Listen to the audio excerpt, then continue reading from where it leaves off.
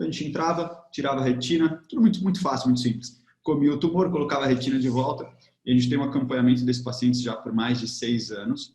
Então na ressecção primária, a gente viu que a gente conseguiu salvar quase todos os olhos, tivemos um olho enucleado.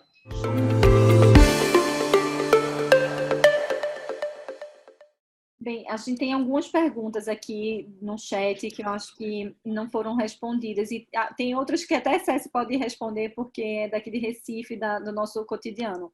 Mas uma pergunta bem interessante que Denise fez agora foi em relação à remoção do melanoma via vitrectomia, né? E se é indicado e se faria após a realização de uma bracterapia, por exemplo.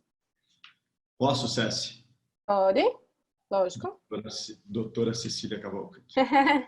Eu passei rápido por esses slides da minha apresentação, porque o tempo estava terminando. A gente teve um trabalho lindo na Escola de Medicina com ressecção primária para pacientes com melanoma de coroide, então não era pós-bracterapia.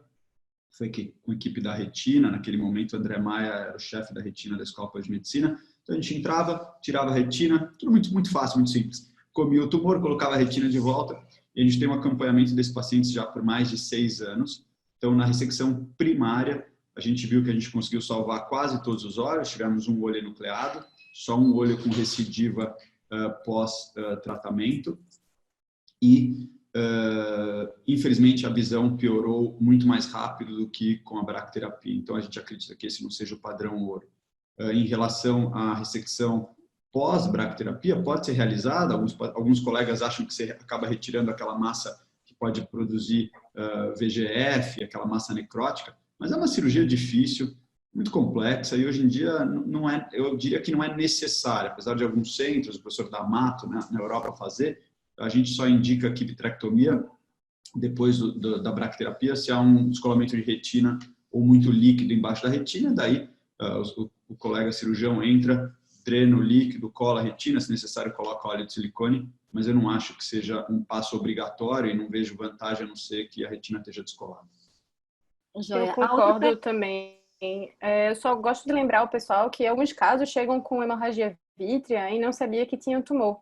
Então, nesses casos, depois que você faz o tratamento com a placa, a gente espera que essa hemorragia realmente ela melhore, mas nesses casos que possa ser que não melhore, era um tumor periférico e que ainda tem chance de visão, vale a pena também investir e fazer uma vitrectomia nesses casos para tentar melhorar a visão do paciente.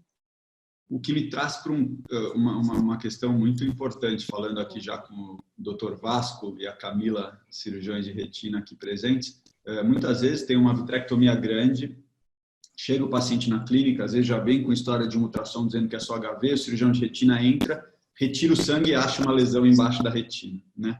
E daí o que fazer? Então, se acha que se durante a cirurgia o colega achar que tem muita chance de ser um melanoma, termina a vitrectomia normalmente e encaminha para o oncologista. Se no intraoperatório o aspecto for muito estranho, há possibilidade sim de fazer uma pequena biópsia e encaminhar isso para confirmação, mas daí vamos lembrar que já é um paciente que está na mesa cirúrgica com cirurgião de retina dentro do olho que removeu o sangue, né? Se não, como a Cecília disse, se o ultrassom mostrar que tem um melanoma com hemorragia vítrea, a gente primeiro trata o melanoma e a gente tem um caso, inclusive, em conjunto, né, Cecília?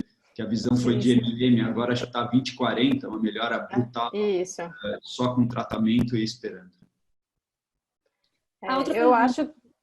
Pode falar, Camila. Não, complemente aí, eu ia mudar de assunto.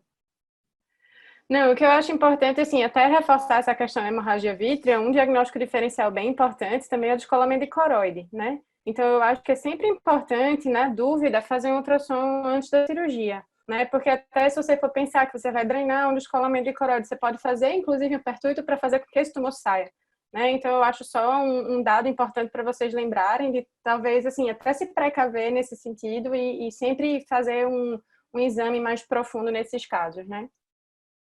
Verdade, bem colocado. Em relação, a Ângela fez uma pergunta em termos de acompanhamento do paciente após o tratamento do melanoma. Então, o paciente foi tratado e agora a gente vai fazer o screening aí sistêmico. Como é que é feito isso e por quanto tempo? Ela perguntou. 3 em 3 meses por 1 ano, semestral por 5 anos e uma vez por ano pelo resto da vida. A gente sabe que o risco de metástase é maior nos primeiros 5 anos. Isso pode ser feito pelo oftalmologista. Se for feito pelo oftalmologista, o órgão-choque é o fígado, então você pede ultrassom abdominal, escreve que é para pesquisa de metástases hepáticas, porque os colegas estão acostumados a ficar só procurando pedra em rim, daí eles fazem um exame com um pouquinho mais de cuidado. Se tiver dúvida, um hemangioma, pode fazer ressonância nuclear magnética, e eu ofereço para meus pacientes a opção, claro, de acompanhar com um médico oncologista especialista em melanoma, daí ele vai fazer exames mais sofisticados. Acho que o mínimo é isso, 3 em 3 meses no primeiro ano, 6 em 6 por mais 5 anos e depois pelo resto da vida. É isso que a gente faz aqui também. Existe algum trabalho que fala também um pouco da controvérsia de você solicitar marcadores, né, nos exames de sangue, né? Então, o que eles consideram às vezes é que a imagem ela é muito mais importante do que você realmente fazer aquela triagem de fazer enzima hepática, de coagulograma, de tudo isso. Então, ainda existe uma discussão sobre isso, alguns preferem pedir tudo, outros não pedem, mas eu acho que é importante vocês saberem que normalmente a gente faz um roteiro mais completo para esses pacientes, principalmente do SUS, né? De acordo, antes a gente pedia tudo, o Arun foi uma das pessoas que levantou a lebre que talvez você precise ter muita alteração hepática para que os exames no sangue alterem, e a gente vivia repetindo esses exames, porque um marcador qualquer subia, daí você não sabia se era porque o paciente bebia ou se ele bateu o dedo no pé da mesa. Então, hoje em dia, a gente tem focado mais nos exames de imagem, mas sem dúvida nenhuma você precisa de um bom radiologista para fazer o ultrassom. E outra coisa, só para complementar, quando a gente tem o teste genético, que a gente vê que o paciente é baixo risco, né? Algumas vezes, assim, você pode até prolongar essa visita dele, você pode postergar, é o que alguns defendem, né? Mas como a gente não tem muito isso aqui, então a gente sempre segue com esse esquema dos 3 em 3 meses para todo mundo no primeiro ano, como o Dr. Rubens bem explicou, tá? Mas quando eu estava em Cleveland, Dr. Arun mesmo, alguns pacientes dele que tinham esse prognóstico melhor, ele conseguia até espaçar mais essas visitas, porque o paciente, inclusive, fica um pouco mais confortável, você ter que ficar voltando tanto para o hospital. Isso mesmo.